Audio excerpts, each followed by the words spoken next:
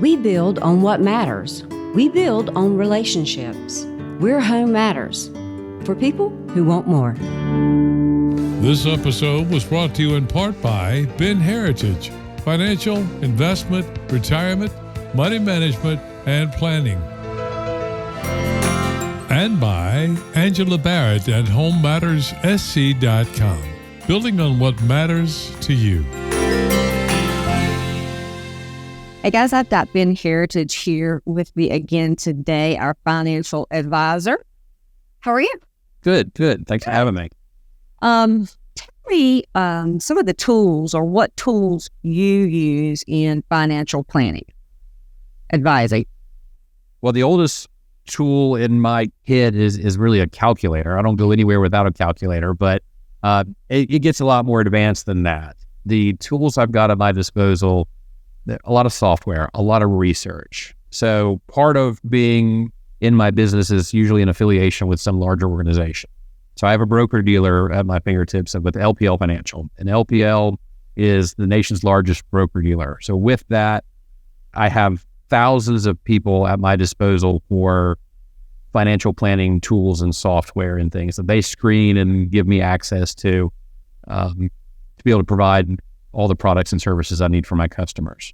But really, a lot of times it boils down to pen and paper and a calculator or a spreadsheet.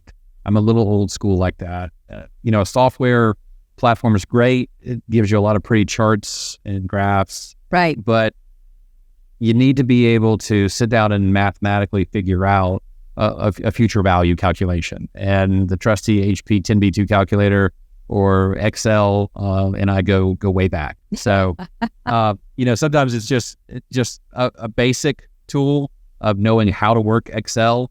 Right. I think it's an underutilized program, but sometimes it's a pretty advanced software package that I've got. Gotcha. And those tools or those software packages, you use in whether somebody needs advice about where to invest or how to invest or should they invest. It kind of answers all, just kind of helps you in that. Well, some of that's just knowledge based. Some of that is really being able to compare where their statements are, what their investments are doing, and understanding how an investment works and what's best for someone, and understanding this investment's good for this person and this investment's good for this person, and that's not always the same investment or person. But what I mean with that is understanding how to read statements, understanding how to take someone's information and input it into a model is a big difference, and that comes with experience. I always say to people, bad info in, bad info out. Sure. So I've got to have a lot of information and a lot of understanding of that information. You have the world's best software that can run Monte Carlo simulations all day long about a portfolio, but if you don't know what to do with that, you're kind of just spinning your wheels. Right. So it's understanding the software, understanding the tools, and understanding how that information comes and the output that it gives you on the back end. Yeah, interesting. Yeah, a lot of software, and sometimes it's overwhelming what all is out there. You just kind of have to stop looking. There's so much out there, and you have to be able to stay up with what's on the market, with what's going on in my industry. But understanding it and doing your homework and research on those programs is important. But all of the software that's out there is great. It gives you these great things to show people.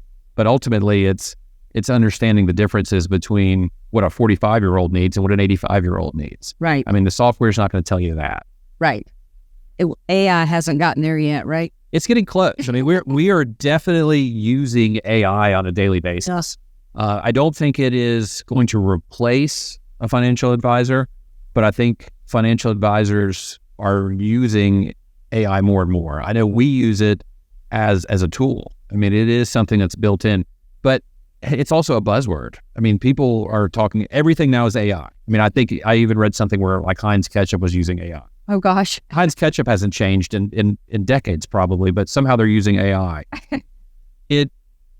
Artificial intelligence is something we've used for a long time. I think now it's become front of mind for a lot of people because of the ChatGPT apps and things like that. But artificial intelligence has been something we've been using for a long time in our industry. I would say years. Right. It's not a new tool for us. It is new for people to be asking us what AI we're using. Yes. True. I think that's everywhere.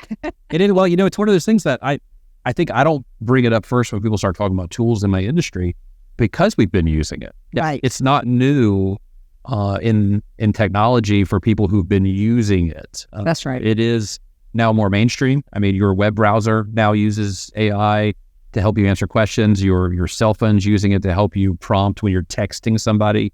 Those are basic functions that we're all seeing nowadays, but artificial intelligence has been used in the investment world for a long time. Yeah, absolutely. Well, thank you so much for answering the tool question. And again, if you guys have any questions about your finance, you've been a call. Thank you. This episode was brought to you in part by Ben Heritage, financial, investment, retirement, money management, and planning.